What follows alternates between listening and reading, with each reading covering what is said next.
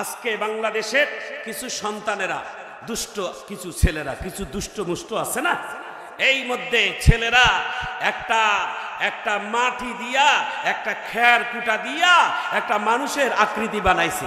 সেই আকৃতিটার মধ্যে একটা সাদা শাড়ি পরাইছে। একেবারে হাসিনার গোটা শরীরটা যেমন আছে ওইভাবে আর্টিস্ট করার পরে 50-60 জনে তাকে তুলে নিয়ে আসতেছেন ফাঁসির মঞ্চে ফাঁসি দেওয়ার জন্য। কথাটা তারপরে শোনে না কেউ। এটা বাংলাদেশের জাদুঘরের মধ্যে এটা রাখতে চায় যে এখানে শাড়ি পরাইছে, শাড়ি পরায় মাথা ঢাকাই দিছে, তারপরে যে হাতের বালা ছিল সেইভাবে পরাইছে। পরানোর পরে ছেলেরা তকবীর দিয়ে নিয়ে যাচ্ছে হাসিনাকে ফাঁসি দেওয়ার জন্য। একজন পীর আবার বলেই ফেলতেছে আস্তে আস্তে নিয়ে যাও, মরার আগে মারিও না, তার আগে যেন মরে না যায় গলায় রশি দিয়ে মারিও, কারণ হাজার হাজার ওলামায়ে কেরামদেরকে মারছে। কথা কন ঠিক না? বাংলাদেশে গতকালকে যখন আমির এই রায়টা যখন আমরা শুনলাম, তখন বাংলাদেশের একজন বিএনপির স্থানীয় স্থায়ী একজন নেতা, যার নাম বাংলাদেশের সালাউদ্দিন কাদের, একজন বাংলাদেশের ভেড়ার নেতা, তিনি যখন আদালতে মামলার রায় যেই দিন ফাঁসির লাশ যখন তেরার ঘোষণা হয়, তিনি খালি ওই আদালতে হাসে।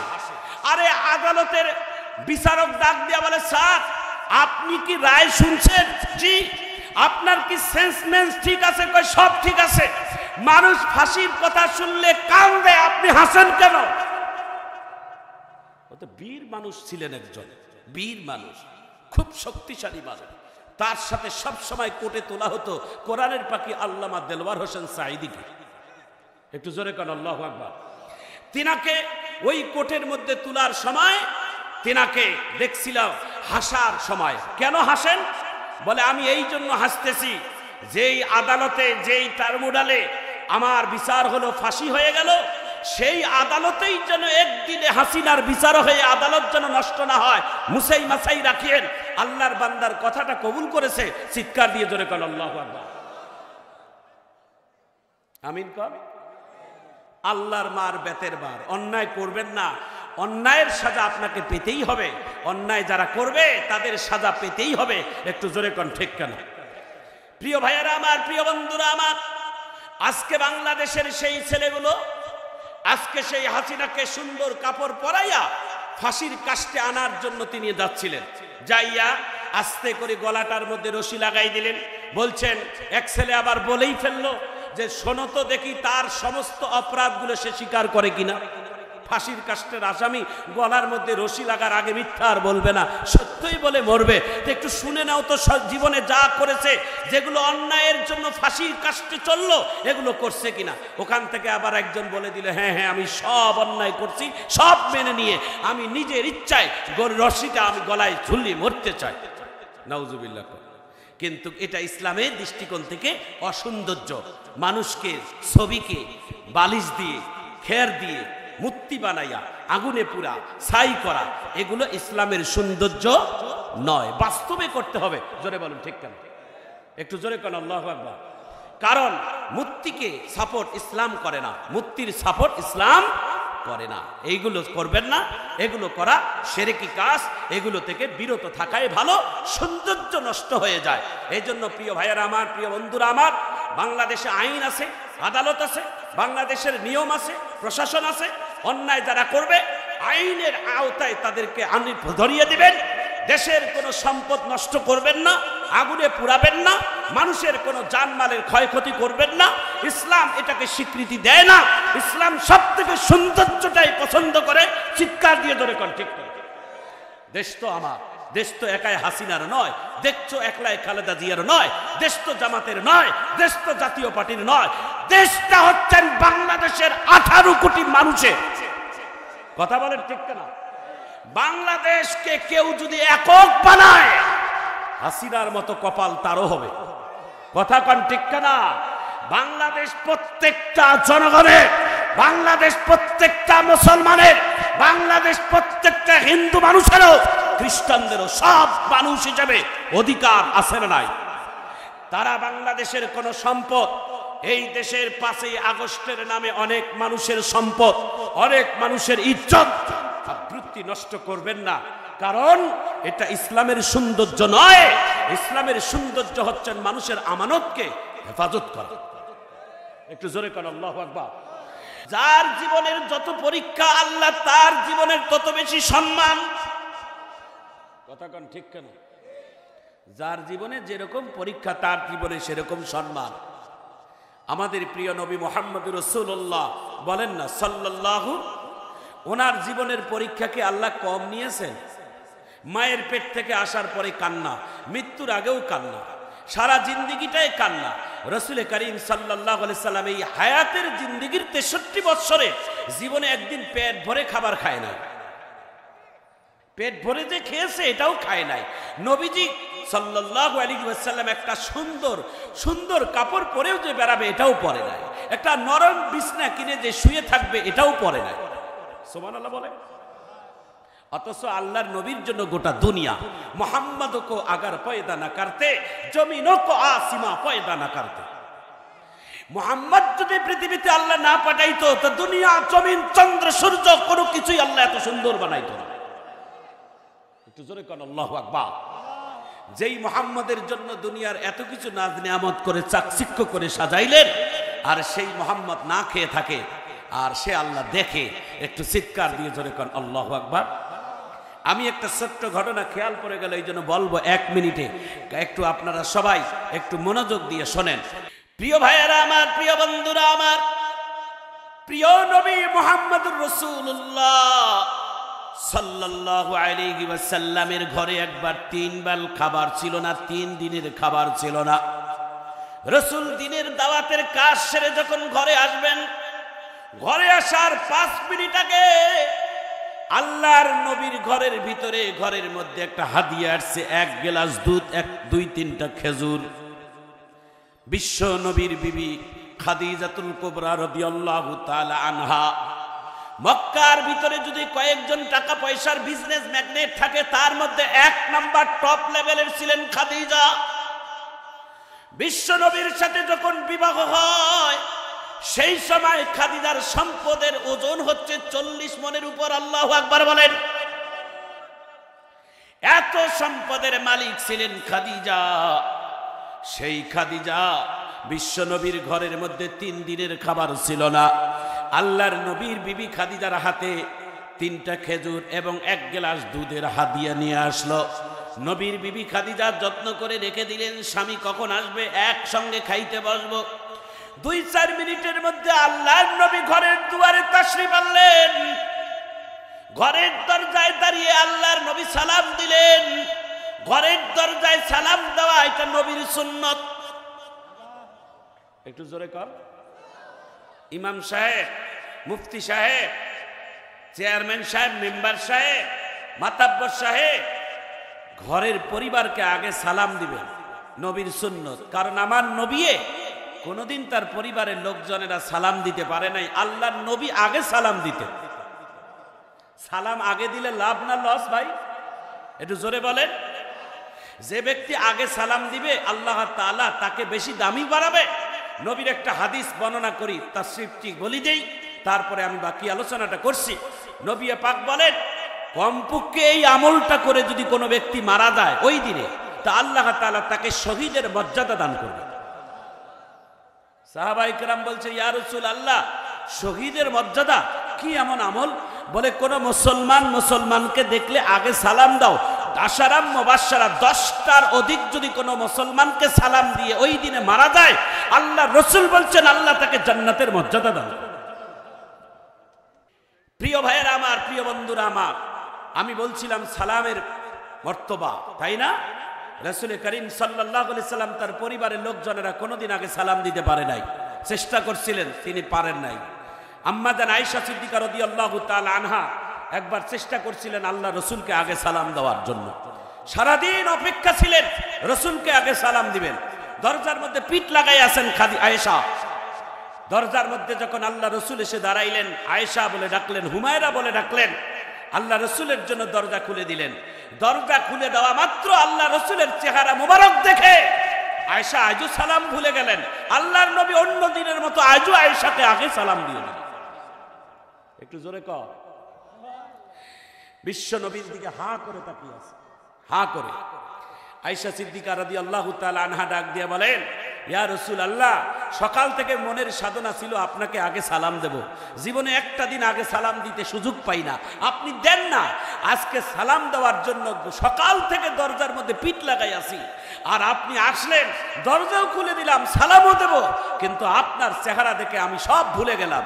আল্লাহ রসুল মুস্কি হাসি দিয়া বলে, তোমরা পারবা না, কারণ আমি নবী আমার স্ত্রীদেরকে আগে সালাম দিয়ে আমার উম্মতদেরকে শিক্ষা দিতে চাই, আমার উম্মতেরাও আনুষকে দেখলে আগে সালাম দিবে। একটু জোরে কর। ভাইজান আমার, বন্ধুগণ আমার, আল্লাহর নবীর জামাতার নাম হচ্ছেন হযরতে আলী, নবীর শ্বশুরের নাম হচ্ছেন হযরতে আবু বকর সিদ্দিক, আয়েশা সিদ্দিকার বাবার নাম হচ্ছেন আবু বকর, আর ফাতেমার স্বামী হচ্ছেন হযরতে আলী, নবীর জামাই হচ্ছেন আলী, আর নবীর শ্বশুর হচ্ছেন আবু বকর। আলীর বাড়ি একটু দূরে, আবু বকর বাড়ি একটু মসজিদে নববীর সামনে। নবীর সাহাবী আলী আবু বকরের বাড়ির সামনে দিয়ে প্রতিদিন মসজিদে নববীতে আসে, তো আসলে আবু বকরের সাথে দেখা হলে প্রতিদিন আগে সালাম দিয়ে দেয়। কিন্তু একদিন হঠাৎ করে আবু বকরকে সালাম দেয় নাই, বিশ্ব নবীর কাছে অবজেকশন চলে গেছে। অবজেকশন, ইয়া রাসূলুল্লাহ, আপনার জামাই হযরত আলী আমারে প্রতিদিন আগে সালাম দেয়, আজকে সালাম দেয় নাই কেন, কি কারণে একটু জেনে নিয়েন। নামাজের পরে হযরত আলীকে তলব করেছে আল্লাহর নবী, ওগো জামাই, কেন সালাম দাও নাই আমার প্রবীণ সাহাবী হযরত আবু বকরকে, আমাকে অবজেকশন দিয়েছে। হযরত আলী ডাক দিয়ে বলে, তাহলে বিচার যেহেতু দিয়েছে, তাহলে সব সাহাবীদেরকে এক জায়গায় করান, সমস্ত সাহাবায়ে কেরামের সামনে জবাব দেব আবু বকর কি অপরাধ করেছে যার কারণে আমি সালাম দেই নাই। যারা যারা শুনতে চান দুই হাত উঁচু করে আল্লাহু আকবার বলে দেখা। এইভাবে একটু হাতটা নাড়া দিয়ে আল্লাহু আকবার বলেন। আল্লাহু আকবারের আওয়াজটা একটু জোরে বাড়ান না ভাই। নারায়ে তাকবীর, নারায়ে তাকবীর, আল কোরআনের আলো। মাশাআল্লাহ, জাযাকুমুল্লাহ, হাইয়াকুমুল্লাহ, বারাকাল্লাহ। যে নবীর জামাই হযরতে আলী সালাম দেওয়া বন্ধ করে দিয়েছে, তাই না? সালাম মানে কি, শান্তি না অশান্তি? একটু জোরে বলেন। সালাম মানুষকে শান্তি বানায়, সালাম মানুষের জন্য দোয়া, সালাম হচ্ছে মানুষের জন্য বারাকা। একটু জোরে কেন আমিন। স্ত্রী তার স্বামীর জন্য দোয়া করবে, স্বামী তার স্ত্রীর জন্য দোয়া করবে, বাপ তার সন্তানের জন্য দোয়া করবে, সন্তান তার বাবার জন্য দোয়া করবে। সালাম দিলে মানুষের জন্য সব থেকে বড় দোয়া। একটু জোরে কেন আল্লাহু আকবার। তো হযরতে আলী রাদিয়াল্লাহু তাআলা আনহু ডাক দিয়ে বলে, সমস্ত সাহাবায়ে কেরামকে এক জায়গায় বলে, ইয়া রাসূলুল্লাহ, আমি আবু বকরকে আজকে কেন সালাম দেই নাই আপনি শুনবেন? নবী বলে, হ্যাঁ শুনতে চাই।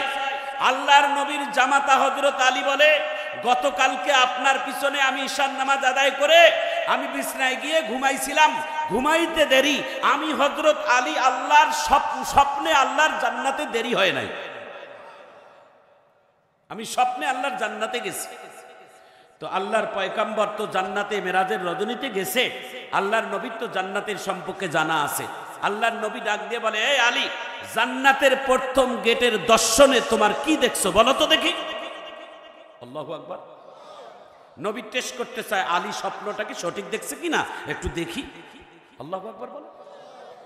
তো হযরত আলী ডাক দিয়ে বলে, ইয়া রাসূলুল্লাহ, জান্নাতের প্রথম গেটের মধ্যে একটা বিশাল কুরসি আছে, চেয়ার। এই কুরসিটার মধ্যে লেখা আছে ওই ব্যক্তি জান্নাত পাবে, জান্নাতের চেয়ারটাও পাবে যে ব্যক্তি দুনিয়াতে সবার আগে মানুষকে সালাম প্রদান করবে। একটু জোরে কর। তো হযরত মুহাম্মদুর রাসূলুল্লাহ, হযরত আলী ডাক দিয়ে বলে, ইয়া রাসূলুল্লাহ, আমি আবু বকরকে কেন সালাম দেই নাই আজকে জানেন? প্রতিদিন আমি সালাম দেই, উনি সালামের জবাব দেয়। আমি আলী ভালোবেসে আবু বকরকে জান্নাতের চেয়ারটা দিতে চাই। আমার নবী চোখের পানি ছেড়ে দিয়ে কান্দে আর ডাক দিয়া বলে, আলী রে, এত বড় স্যাক্রিফাইস, যিনি জান্নাতের চেয়ার কাউকে দিতে চায়, দুনিয়ার চেয়ার কেউ কারোর জন্য ছাড়ে না, চেয়ারের জন্য মানুষ মারামারি করে, চেয়ারের জন্য মানুষ খুন করে, চেয়ারের জন্য ভাই ভাইকে হত্যা করে। জোরে কোন ঠিক কিনা? চেয়ারের জন্য মানুষ মানুষকে হত্যা করে। রংপুর জেলায় একজন ব্যবসায়ীর লাশকে 16 টুকরা করে একেবারে রাখছে। একজন সাধারণ ব্যবসায়ী মানুষ 16 টুকরা করেছে। স্বার্থতার ব্যবসায়ীর আঘাত। ভাইজান আমার, বন্ধুগণ আমার, এই দুনিয়ার সব মানুষ হলেন স্বার্থপর।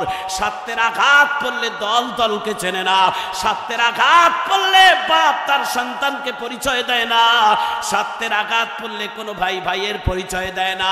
কিন্তু আল্লাহ রাসূল বলেন, আল্লাহ বলেন, একমাত্র বিনা স্বার্থে ভালোবাসা হলেন আমি আল্লাহ।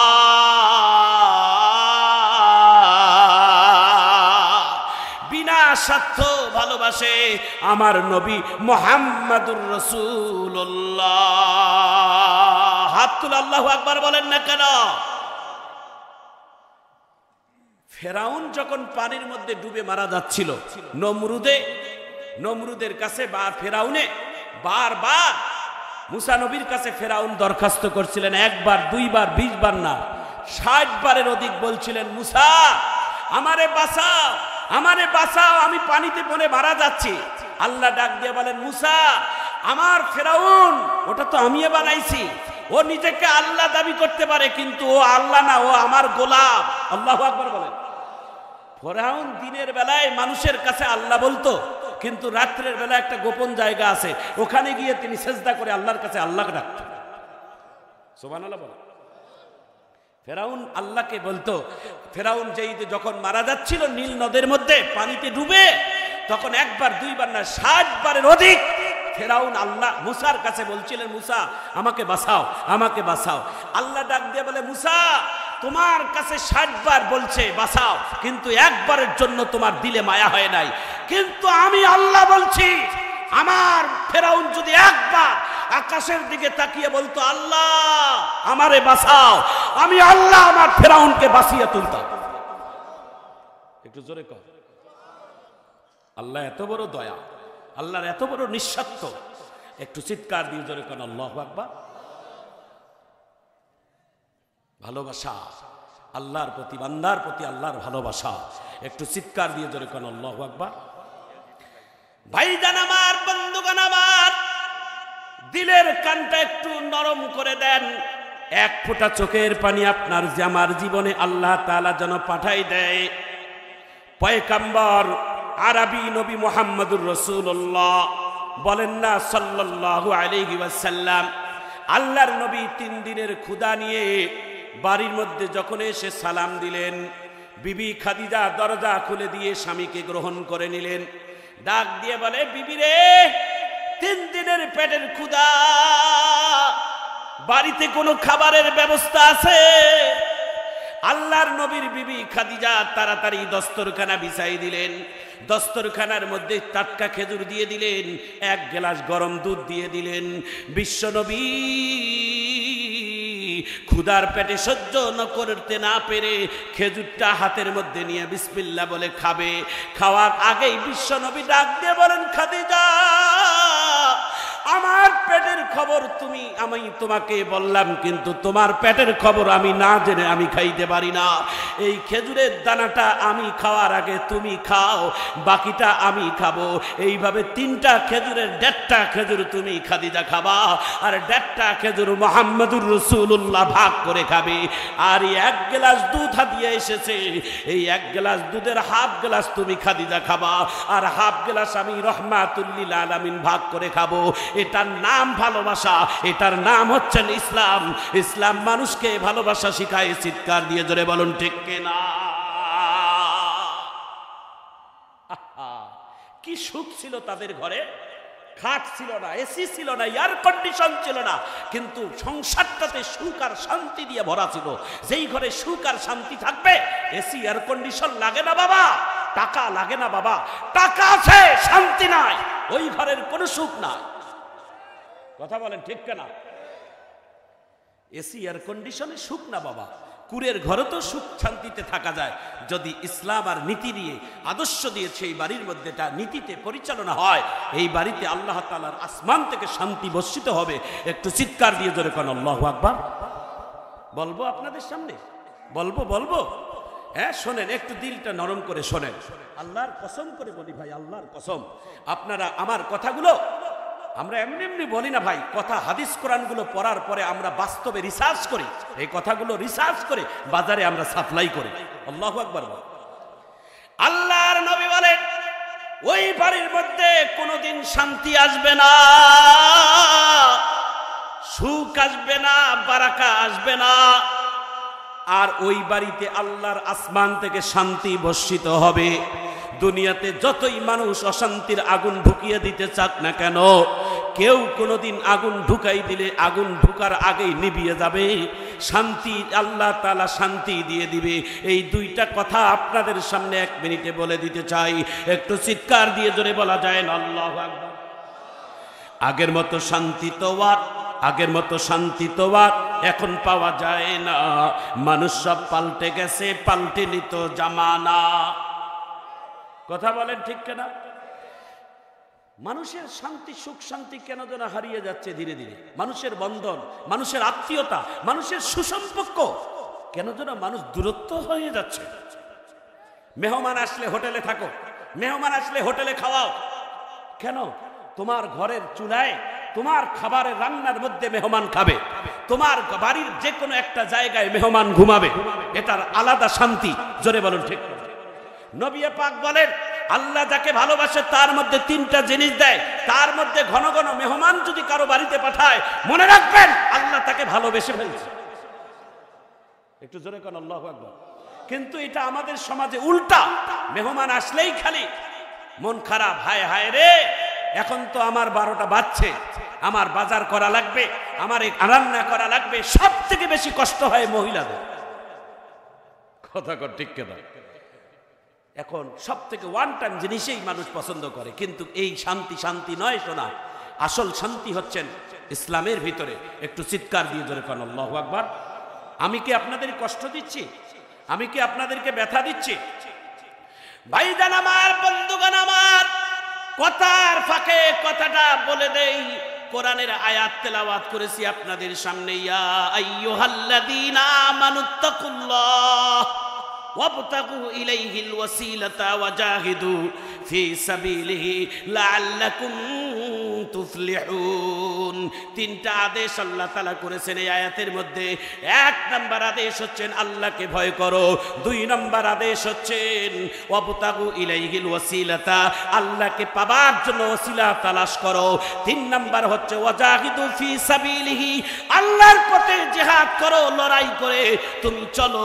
4 নম্বর হচ্ছে লাআল্লাকুম তুফলিহুন, তাহলে দুনিয়াতেও তোমার সফলতা, মৃত্যুর পরেও তোমাদের সফলতা। যার অন্তরে আল্লাহর ভয় নাই, যার অন্তরে আল্লাহর ভয় থাকবে না, সে কোনোদিন সফলতা দুনিয়াতে পাবে না। কথা বলেন ঠিক কিনা? যে আল্লাহকে পাবার জন্য ওসিলা তালাশ করবে না, দুনিয়ার শুধু বাড়ি গাড়ি, টাকা পয়সা, ক্ষমতা শুধু তালাশ করে কিভাবে হলে টাকা কামাই করা যাবে, কোন ওসিলা খুঁজলে ক্ষমতা পাওয়া যাবে, এটাই শুধু তালাশ করে। এটার মধ্যে সুখ আর শান্তি নাই বাবা। প্রকৃত সুখ আর শান্তি আল্লাহর ইবাদতের মধ্যে, আল্লাহর বন্দিগির মধ্যেই। একটু চিৎকার দিয়ে জোরে বলুন ঠিক কিনা?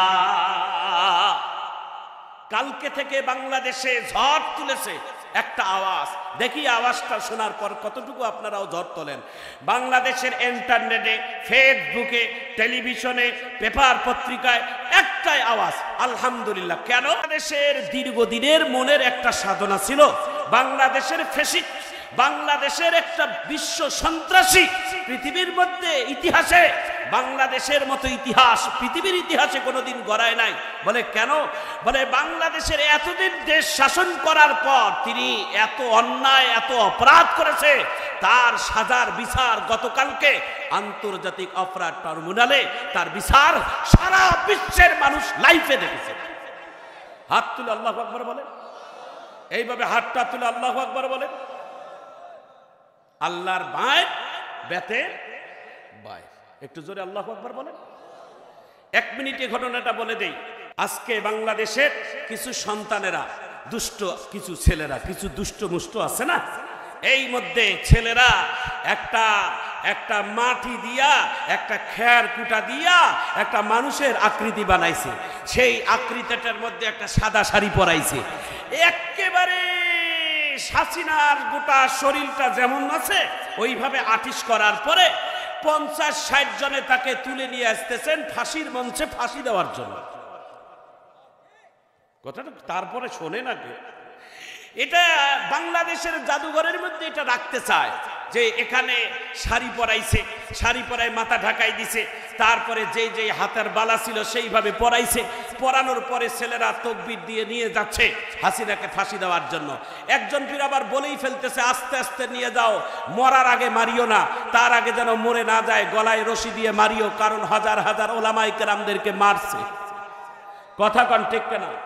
বাংলাদেশে গতকালকে যখন আমির এই রায়টা যখন আমরা শুনলাম, তখন বাংলাদেশের একজন বিএনপির স্থানীয় স্থায়ী একজন নেতা, যার নাম বাংলাদেশের সালাউদ্দিন কাদের, একজন বাংলাদেশের ভেড়ার নেতা, তিনি যখন আদালতে মামলার রায় যেই দিন ফাঁসির লাশ যখন তেরার ঘোষণা হয়, তিনি খালি ওই আদালতে হাসে। আরে আদালতের বিচারক ডাক দিয়া বলে, স্যার আপনি কি রায় শুনছেন? জি। আপনার কি সেন্সমেন্স ঠিক আছে? কই সব ঠিক আছে। মানুষ ফাঁসির কথা শুনলে কান্দে, আপনি হাসেন কেন? ও তো বীর মানুষ ছিলেন, একজন বীর মানুষ, খুব শক্তিশালী মানুষ। তার সাথে সব সময় কোর্টে তোলা হতো কোরআনের পাখি আল্লামা দেলওয়ার হোসেন সাঈদীকে। একটু জোরে কান আল্লাহু আকবার। তিনাকে ওই কোর্টের মধ্যে তোলার সময় তিনাকে দেখছিলাম হাসার সময়। কেন হাসেন? বলে আমি এই জন্য হাসতেছি, যেই আদালতে যেই টার্মুডালে আমার বিচার হলো, ফাঁসি হয়ে গেল, সেই আদালতেই যেন একদিনে হাসিনার বিচার হয়ে আদালত যেন নষ্ট না হয়, মুসাই মাসাই রাখিয়েন। আল্লাহর বান্দার কথাটা কবুল করেছে, চিৎকার দিয়ে জোরে কর আল্লাহু আকবার। আমিন কর। আল্লাহর মার বেতের বার, অন্যায় করবেন না, অন্যায়ের সাজা আপনাকে পেতেই হবে। অন্যায় যারা করবে তাদের সাজা পেতেই হবে। একটু জোরে কোন ঠিক কেন? প্রিয় ভাইয়েরা আমার, প্রিয় বন্ধুরা আমার, আজকে বাংলাদেশের সেই ছেলেগুলো আজকে সেই হাসিনাকে সুন্দর কাপড় পরাইয়া ফাঁসির কাস্টে আনার জন্য তিনি যাচ্ছিলেন। যাইয়া আস্তে করে গলাটার মধ্যে রশি লাগাই দিলেন। বলছেন, এক ছেলে আবার বলেই ফেললো যে শোনো তো দেখি তার সমস্ত অপরাধগুলো সে স্বীকার করে কিনা। ফাঁসির কাস্টের আসামি গলার মধ্যে রশি লাগার আগে মিথ্যা আর বলবে না, সত্যই বলে মরবে। তো একটু শুনে নাও তো জীবনে যা করেছে, যেগুলো অন্যায়ের জন্য ফাঁসির কাস্টে চললো, এগুলো করছে কিনা। ওখান থেকে আবার একজন বলে দিল, হ্যাঁ হ্যাঁ আমি সব অন্যায় করছি, সব মেনে নিয়ে আমি নিজের ইচ্ছায় রশিটা আমি গলায় ঝুলিয়ে মরতে চাই। নাউজুবিল্লাহ। কিন্তু এটা ইসলামের দৃষ্টিকোণ থেকে অসৌন্দর্য। মানুষকে ছবিকে বালিশ দিয়ে খের দিয়ে মূর্তি বানাইয়া আগুনে পুরা ছাই করা, এগুলো ইসলামের সৌন্দর্য নয়। বাস্তবে করতে হবে। জোরে বলুন ঠিক কেন? একটু জোরে কেন আল্লাহু আকবার। কারণ মূর্তিকে সাপোর্ট ইসলাম করে না, মূর্তির সাপোর্ট ইসলাম করে না। এইগুলো করবেন না, এগুলো করা শিরকি কাজ, এগুলো থেকে বিরত থাকাই ভালো, সৌন্দর্য নষ্ট হয়ে যায়। এই জন্য প্রিয় ভাইয়েরা আমার, প্রিয় বন্ধুরা আমার, বাংলাদেশে আইন আছে, আদালত আছে, বাংলাদেশের নিয়ম আছে, প্রশাসন আছে। অন্যায় যারা করবে আইনের আওতায় তাদেরকে ধরিয়ে দিবেন। দেশের কোনো সম্পদ নষ্ট করবেন না, আগুনে পুড়াবেন না, মানুষের কোনো জানমালের ক্ষয়ক্ষতি করবেন না। ইসলাম এটাকে স্বীকৃতি দেয় না। ইসলাম সব থেকে সৌন্দর্যটাই পছন্দ করে। চিৎকার দিয়ে ধরে কোন ঠিক করে? দেশ তো আমার, দেশ তো একাই হাসিনার নয়, দেশ তো একলাই খালেদা জিয়ার নয়, দেশ তো জামাতের নয়, দেশ তো জাতীয় পার্টির নয়, দেশটা হচ্ছেন বাংলাদেশের 18 কোটি মানুষের। কথা বলেন ঠিক না? বাংলাদেশকে কেউ যদি একক বানায়, হাসিনার মতো কপাল তারও হবে। কথা কন ঠিক না? বাংলাদেশ প্রত্যেকটা জনগণের, বাংলাদেশ প্রত্যেকটা মুসলমানের, বাংলাদেশ প্রত্যেকটা হিন্দু মানুষেরও, খ্রিস্টানদেরও, সব মানুষ হিসেবে অধিকার আছে না নাই? তারা বাংলাদেশের কোন সম্পদ, এই দেশের 5ই আগস্টের নামে অনেক মানুষের সম্পদ, অনেক মানুষের ইজ্জত আবৃত্তি নষ্ট করবেন না। কারণ এটা ইসলামের সৌন্দর্য নয়, ইসলামের সৌন্দর্য হচ্ছেন মানুষের আমানতকে হেফাজত করা। একটু জোরে করেন আল্লাহু আকবার। 1 মিনিটে এই ঘটনাটা বলে নেই। বিশ্বনবী মুহাম্মদুর রাসূলুল্লাহ বলেন না সাল্লাল্লাহু আলাইহি ওয়াসাল্লাম, মক্কা যেই দিন বিজয় করলেন, মক্কা বিজয় করার আগে আল্লাহর নবী মক্কার ভিতরে ঢুকলেন। 10,000 সাহাবীদের কিরামদেরকে নিয়ে মক্কার ভিতরে ঢুকলেন। মক্কার কাফেরেরা দলে দলে সবাই আব্দুল্লাহর ছেলে মুহাম্মদের ভয়ে তারা আত্মগোপন করতেছিল। আল্লাহর নবী দীর্ঘদিন মক্কার ভিতরে থাকে নাই। নবী ডাক দিয়ে বলেন, একজন সাহাবীকে ডাক দিয়ে বলেন, সাহাবী রে, তুমি আল্লাহর কোরআনের আয়াতটা তেলাওয়াত করো, আমি আমার জন্মভূমিটাকে একটু ঘুরে ঘুরে দেখে আসি। ওয়াকুল জা আল হাক্কু ওয়া যাহাকাল বাতিল ইন্নাল বাতিলা কানা জাহুকা। হাত তুলে বলেন, জোরে বলেন, এভাবে হাতটা নাড়া দেন। আমার ভাইজান, আমার বন্ধুগণ, আল্লাহর পয়গম্বর নিজের জন্মভূমিটা দেখতেছে, ঘুরতেছে।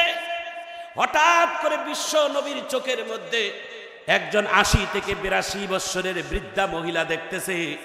বিশাল বড় একটা মাথার মধ্যে এইভাবে বোঝা নিয়া, একটা বোঝা নিয়া মহিলাটা পাহাড়ের গর্তের মধ্যে আত্মগোপন করার জন্য যাচ্ছে। আল্লাহর নবীর দেখে মায়া হয়ে গেল। বিশ্ব নবী বৃদ্ধা মহিলার সামনে যায় সালাম দিলেন। ডেকে বলে, মা আপনি কোথায় যান? বলে, আব্দুল্লাহর ছেলে মুহাম্মদের ভয়ে আমিও পাহাড়ের গর্তের ভিতরে আত্মগোপন করার জন্য যাই। এই মহিলা জানে না যেই ছেলেটা আমাকে জিজ্ঞাসা করতেছে এই ছেলেটাই হচ্ছেন আব্দুল্লাহর ছেলে মুহাম্মদ নিজে। আল্লাহু আকবার। ইসলাম কাকে বলে? এই ঘটনাটা 1 মিনিট শুনে নেন, ঈমান জাগরণ হবে। আল্লাহর নবী ডাক দিয়ে বলে, মা আপনার সাথে পরে কথা হবে, এই মুহূর্তে আপনার কাছে আমার যেটা চাওয়া, আপনার মাথার বোঝাটা আমাকে মাথায় দিবেন, আমি নিজেই বহন করে আপনার গন্তব্যস্থানে পৌঁছাইয়া দিই। বুড়িমা ডাক দিয়ে বলে, তাহলে তো ভালো হয়, নেন। আল্লাহর নবী পিছে পিছে হাঁটে, বুড়িমা সামনে সামনে যায়। গন্তব্যস্থানে যাওয়ার পর ওই গন্তব্যস্থানের কিছু যুবক আল্লাহর নবীকে চিনে ফেলেছে। আব্দুল্লাহর ছেলে মুহাম্মদকে দেখার পর ডাক দিয়ে বলে, বুড়ি, যার ভয়ে আমরা এখানে আত্মগোপন করার চেষ্টা করলাম, সেই আব্দুল্লাহর ছেলে মুহাম্মদের মাথায় গাঁটুরি দিয়ে আমাদের জায়গা দেখাই দিলা। বুড়ি আর মাথার দিকে তাকায় না। বুড়ি আমার নবীর শরীরের পা থেকে মাথা পর্যন্ত দেখে আর ডাক দিয়া বলে, তুমি যদি সত্যিকার আব্দুল্লাহর ছেলে মুহাম্মদ হয়ে থাকো তাহলে আর দেরি করাইও না, জলদি করে আমাকে কালেমা পড়ে মুসলমান বানাইয়া দাও। একটু সুবহানাল্লাহ বলেন। কারণ আমি মনে করছিলাম আব্দুল্লাহর ছেলে মুহাম্মদ না জানি কত ভয়ঙ্কর। আবু জেহেল, আবু লাহাব যেভাবে ভয় দেখাচ্ছিল, মক্কা বিজয় করার পর নাকি আব্দুল্লাহর ছেলে কাউকে জ্যান্ত রাখবে না, সবাইকে নাকি মেরে ফেলবে। আর তুমি আমার বিপদের সময় আমার মাথার বোঝা বহন করে পৌঁছাই দিলা। সুবহানাল্লাহ বলেন। তুমি সত্যিকার কোন সন্ত্রাস না, তুমি চাঁদাবাজ না, তুমি টেন্ডারবাজ না, তুমি মাস্তানা না, তুমি গুন্ডা না, তুমি সত্যিকার আল্লাহর পয়গম্বর। আর কারো কথা শুনতে চাই না, তোমার কণ্ঠ দিয়ে আমাকে কালেমার মালা পরাইয়া দাও। বলেন, আহা, বিশ্ব নবী কালেমা পরাই দিলেন। আশহাদু আল্লা ইলাহা ইল্লাল্লাহু ওয়া আশহাদু আন্না মুহাম্মাদান আবদুহু ওয়া রাসূলুহু। 1 মিনিট জিকির করেন, লা ইলাহা, জোরে বলেন, লা ইলাহা, লা ইলাহা, আরো জোরে, লা ইলাহা, হাসবি রব্বি জাল্লাল্লাহ মা ফি কলবি গায়রুল্লাহ আনতা মাওজুদু ইল্লাল্লাহ লা ইলাহা ইল্লাল্লাহটা জোরে বলেন, লা ইলাহা। এইদিকের ভাইয়ারা জোরে, লা ইলাহা, লা ইলাহা ইল্লাল্লাহু মুহাম্মাদুর রাসূলুল্লাহ। মান তাওয়াদা লিল্লাহ রাফাআহুল্লাহ। কেউ যদি আল্লাহর সন্তুষ্টির জন্য বিনয় হয়, ইসলামের সৌন্দর্য তাকে বিজয় করাবে। ইসলাম সব সময় দরজা খোলা, আপনাদের সবার জন্য দরজা খোলা। দরজা খোলা আছে, রাত্রে 2টা 3টা 4টা কোনো সমস্যা নাই, দরজা খোলা, আপনি আসবেন। একটু চিৎকার দিয়ে জোরে কোন আল্লাহু আকবার। দুনিয়ার মানুষের একটা নির্দিষ্ট সময় থাকে দরজা খোলা আর বন্ধ, আর আল্লাহ বলেন আমার রবের দরজা সারা সময় কোনো নির্দিষ্ট বন্ধ নেই, সব সময় খোলা থাকে। যখন যে অবস্থায় আমার বান্দারা আমাকে আল্লাহ বলে ডাকবে, আমার রবের পক্ষ থেকে তার ডাকের সারা আমি আল্লাহ দিয়েই দেব। সেই আল্লাহকে ডাকবেন তো ইনশাআল্লাহ সবাই। সে আল্লাহকে একটা মায়াবী কণ্ঠে বলেন তো আল্লাহ, আরো বলেন আল্লাহ, আওয়াজ করে বলেন আল্লাহ। এই দাইলোর মাহফিল থেকে আমরা আপনাকে ডাক দেই, আপনি আমাদের ডাকের সাড়া দেন আল্লাহ। আরো জোরে বলেন আল্লাহ। আমাদের জাতীয় কবি, আমাদের বাংলাদেশের নয় সারা বিশ্বের মুসলিম উম্মার একজন বড় কবি, সে কবির নাম আল্লামা শেখ সাদী রহমতুল্লাহ আলাইহি। তিনি বলেছেন যে আমি যদি 1 কোটি বার আল্লাহ তোমারে ডাকি, আর তুমি যদি আমার একবারও ডাকো সাড়া না দাও, তাহলে এই ডাকের কোনো মূল্য নাই। আর যদি আমি একবার ডাকি, 1 লক্ষ বার ডাকের মধ্যে একটা বার ডাকের সাড়া দাও, তাহলে আমার জীবন ধন্য। একটু সুবহানাল্লাহ বলেন আল্লাহ, আরো জোরে বলেন আল্লাহ। আল্লাহর সাথে যেন আমাদের মহাব্বত আর ভালোবাসা তৈরি হয়ে যায়। একটু চিৎকার দিয়ে জোরে কোন আল্লাহু আকবার। এবার সর্বোচ্চ 2-3 মিনিট এবার কাঁদবেন, 100% আপনার চোখের পানি আসবে। একটু দিলটা নরম করে দিয়ে আমার দিকে তাকান। এবার চোখের পানি পড়বে। ইসলামের সৌন্দর্য কাকে বলে এই কথাটাই আমি বলবো এখন। একটু জোরে বলেন মারহাবা। আল্লাহর নবী এবার সবকিছু শেষ করে আল্লাহর রসুল একজন সাহাবীকে ডাক দিলেন। সাহাবীটা খুব দামি সাহাবী, সবই দামি, তো তার মধ্যে একজন দামি সাহাবী, নাম তার হযরতে বেলাল। বেলাল, লাব্বাইক। তুমি জমজমের পানি দীর্ঘদিন আমি খাই নাই, এই জমজমের পানি আমার ভাই ইব্রাহিম, আমার ভাই ইসমাইলের ওসিলা আল্লাহ তাআলা এই জমজমের পানি দিয়েছেন। সুবহানাল্লাহ বলেন। জমজমের পানি নাও, জমজমের পানি দিয়ে বাইতুল্লাহটা নিজের হাতে পরিষ্কার করি আমরা। সাহাবায়ে কেরামদেরকে নিয়ে আল্লাহর নবী নিজের হাতেই বাইতুল্লাহ ধুলেন, বাইতুল্লাহ পরিষ্কার করলেন, নিজের হাতে মুছলেন। আল্লাহর নবী বাইতুল্লাহ মুছার পরে, কমপ্লিট করার পর সাহাবীদেরকে নিয়ে একটা গোল করে বসলেন, বসে বলছেন আজকে বিজয়ের আজান হবে এই বাইতুল্লাহর মধ্যে। একটু চিৎকার দিয়ে আল্লাহু আকবার বলেন। গতকালকে হাসিনার যখন ফাঁসির রায় হয় আপনারা দেখেছেন, সেই সময় হাজার হাজার ছাত্ররা সেজদায় পড়েছে। কোন জায়গায় জানেন? শাহবাগে। যেই শাহবাগ দখল ছিলেন ইসলামের দুশমনদের হাতে। কথা বলেন ঠিক কিনা? যেই শাহবাগে আমার কোরআনের পাখিগুলো ওলামায়ে কেরামেরা হাজার হাজার জীবন দিয়েছে, নবীর ইজ্জতের জন্য, রাসূলকে বেইজ্জত করেছে তার প্রতিবাদ জানানোর জন্য, সেখানে উপস্থিত হওয়ার কারণে অনেক মুসলমানদেরকে রক্ত দিতে হয়েছে। সেই শাহবাগ এখন মুসলমানদের ইমানদার আল্লাহওয়ালাদের হাতে। একটু জোরে কোন আল্লাহু আকবার। সেজদায় পড়ে একটা ছেলে তো সেজদায় এমন কেঁদেছে, হু করে কেঁদেছে। বলে কেন কাঁদলা? দীর্ঘ 5-6 মিনিট সেজদায় কান্নাকাটি করার পর উঠার পর বলছে তুমি কেন কাঁদছো? বলে কাঁদবো না কেন, আমার হাতের দিকে তাকাও। দেখে তার পাঞ্জাবির ভিতরে একটা হাত আছে আর একটা হাত নাই। এতক্ষণ মনে করছিল হাতটা মনে ভিতরে, কোট পরা। হাতটা দিয়ে বলছে আমার নাস্তিকেরা, এই পৃথিবীর নাস্তিকেরা আমার হাত কেড়ে নিয়েছে, আমার ডান হাত কেড়ে নিয়েছে। আমি একজন ভালো স্টুডেন্ট ছিলাম, ছাত্র ছিলাম, এই হাত দিয়ে লেখে লেখে আমি অনেক বড় মানুষ হব, আমার স্বপ্ন ছিল। আমার মায়ের স্বপ্ন, আমার বাবার স্বপ্ন সব ধূলিসাৎ করেছে। সেই ফেসিবাদ সরকারের ফাঁসি হবে, আমি এমনি শুকর করব, আমি আল্লাহর কাছে সেজদায় পড়ে আমার প্রশান্তের শুকরিয়া আদায় করে নিলাম।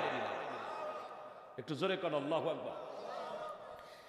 আমার ভাইজান, আমার বন্ধুগণ, আল্লাহর নবী ডাক দিয়ে বলে সাহাবীরা, আজকে মক্কার মধ্যে বিজয়ের আজান হবে, বিজয়ের আজান। বিজয়ের আজানটা কে দিবে তোমরা একটা সিদ্ধান্ত নাও।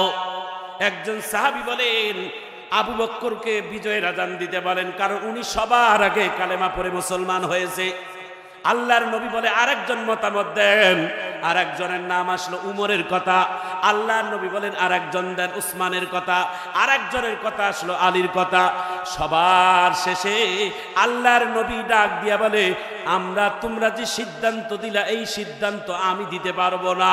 আমি আকাশের দিকে তাকিয়ে থাকলাম, আমার আল্লাহর পক্ষ থেকে যার নামে সিদ্ধান্ত আসবে তিনি দিবেন মক্কার বিজয়ের আজান।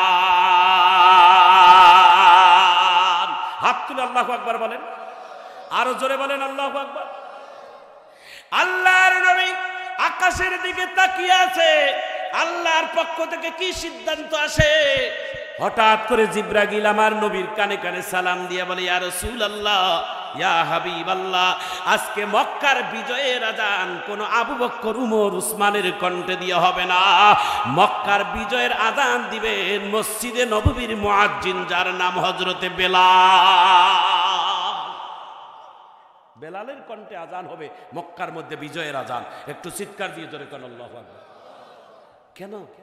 বলে বেলালের অনেক কষ্ট আছে ইসলামের ব্যাপারে, বেলালের অনেক রক্ত আছে ইসলামের ব্যাপারে।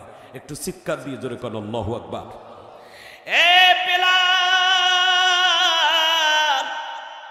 বিজয়ের আজান তুমি দিবা, আমার আল্লাহ বলে পাঠাইছে।